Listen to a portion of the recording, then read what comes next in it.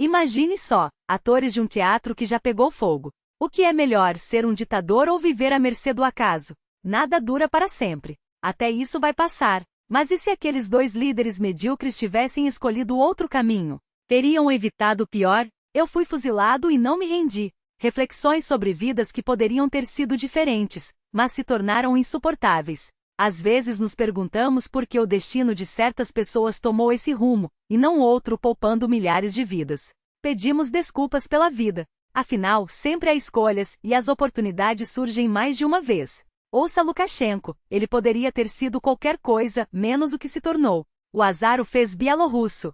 E agora está aí, preso à sua própria narrativa. O que o levou a isso? Eu queria ser jornalista. Enquanto terminava um curso de oratória, acabei por infortúnio no curso de economia.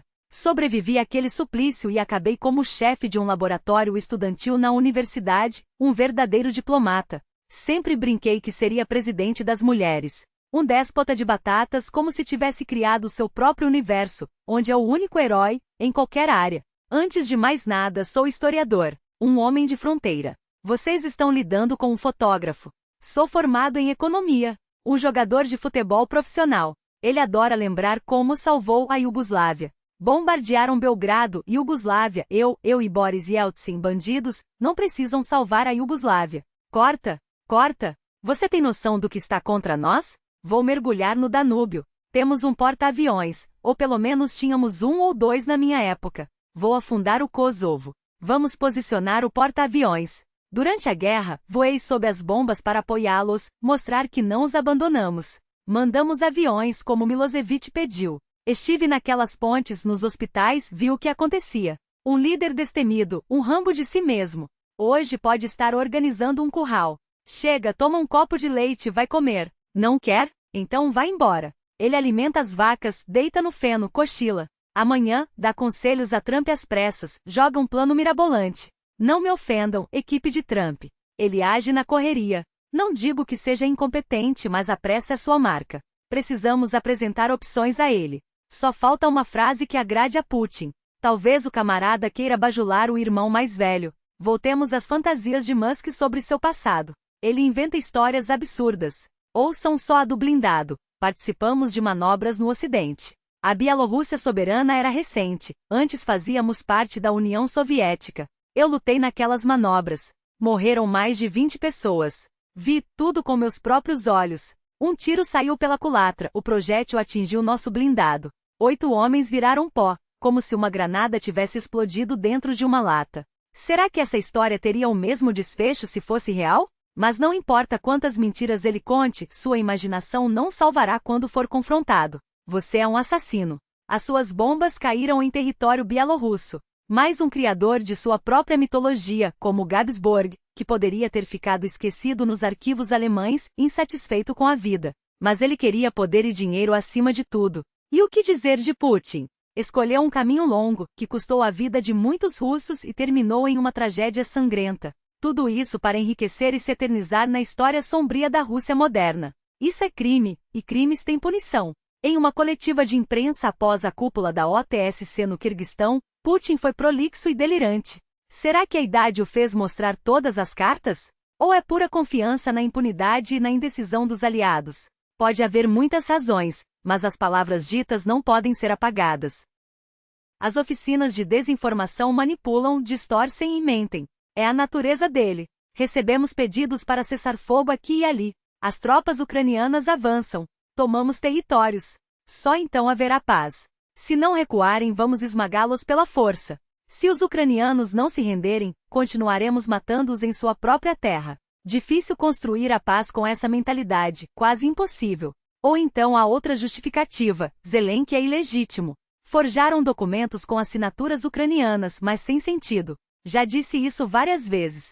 A liderança ucraniana cometeu um erro estratégico ao não realizar eleições presidenciais. Depois disso, o presidente perdeu sua legitimidade. Por isso, queremos negociar com a Ucrânia, mas é praticamente impossível. Não há base legal. Ele fala como se a Constituição tivesse sido reescrita para ele. Um reino governando com votos forçados. Quer reinar para sempre. Putin falou por 15 minutos, escolhendo aquele palco para espalhar sua verdade para o maior número de pessoas. E não se conteve.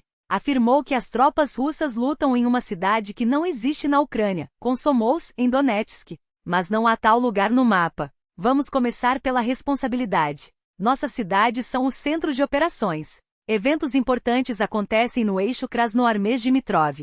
Dimitrov está cercado, como Kupiansk esteve antes. 7% de Krasnoarmeysk está sob controle russo. No sul de Dimitrov, há um agrupamento inimigo espalhado pela cidade, e nossas tropas estão eliminando sistematicamente. E depois, olhem o mapa. A leste, Komsomolsk. Mais ao norte, Komsomolsk do Norte. Kupiansk, Sloviansk. Um pouco mais ao norte, Severodonetsk. Depois das grandes vitórias, o vovô passou a devagar. Por que nos punem? Não é novidade, mas sempre surpreende quando o bunkerista pergunta, indignado, por que impuseram sanções contra eles.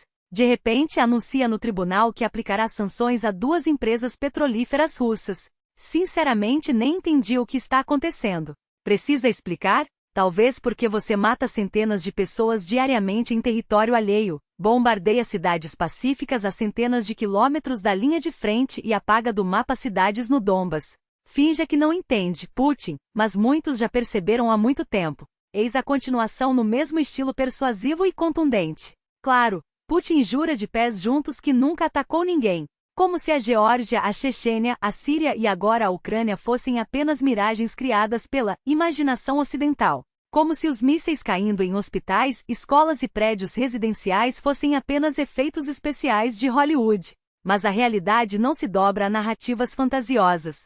Ela é teimosa, concreta e sangra quando pisoteada. E quem ousa questionar? Ah, lá vem o coro dos propagandistas de plantão, aqueles que transformaram a mentira em profissão e a bajulação em arte. Putin é um estrategista genial, gritam, enquanto a Rússia afunda em sanções, isolamento e uma economia que mais parece um castelo de cartas prestes a desabar. E o que dizer dos aliados que restam? A Coreia do Norte, que envia munições em troca de tecnologia espacial, sim, aquela mesma que a Rússia já não consegue lançar sozinha. A China, que observa tudo de longe, calculando cada movimento como um jogador de xadrez que sabe que o rei adversário está em xeque, mas ainda não deu o xeque-mate. E Belarus? Ah, Belarus. Onde um ditador de opereta que se auto-intitula pai da nação manda prender até mesmo seus próprios generais por traição, ou seja, por não aplaudirem com entusiasmo suficiente suas decisões absurdas. Um país que virou um gigantesco quartel, onde a população é tratada como gado e a oposição, como inimiga a ser esmagada. E Putin acha que isso é estabilidade? Não, isso é um hospício a céu aberto, onde os loucos comandam os loucos. Mas voltemos à Ucrânia, porque é lá que a farsa se desmascara de vez. Cada vez que Putin promete negociações, é só para ganhar tempo, enquanto seus generais planejam novos ataques, enquanto seus drones e mísseis continuam a semear morte. Ele assina acordos, viola no dia seguinte, fala em desescalada, bombardeia cidades no meio da noite, e ainda tem a audácia de se fazer de vítima como se fosse ele o agredido, como se a Ucrânia tivesse invadido Moscou e não o contrário, como se os ucranianos tivessem escolhido ser alvo de mísseis, em vez de viverem em paz. E o mais irônico, Putin acredita piamente que o mundo não enxerga suas mentiras. Que as pessoas são estúpidas o suficiente para engolir suas narrativas sobre nazistas em Kiev, ou ameaças da OTAN. Mas o mundo já acordou. Viu os corpos nas valas comuns de Bucha. Ouviu os relatos de tortura em Izium. Testemunhou a destruição de Mariupol, transformada em escombros por bombardeios indiscriminados. E acima de tudo, percebeu uma verdade simples. Putin não quer paz. Ele quer submissão. Quer que a Ucrânia se ajoelhe, que a Europa trema, que o Ocidente se curve. Mas esqueceu de um detalhe, os ucranianos não se ajoelham. Nem mesmo quando o mundo inteiro duvidava que resistiriam por mais de 3 dias. E enquanto o bunkerista se perde em seus delírios, a realidade segue seu curso implacável. Os tanques russos viram sucata no campo de batalha.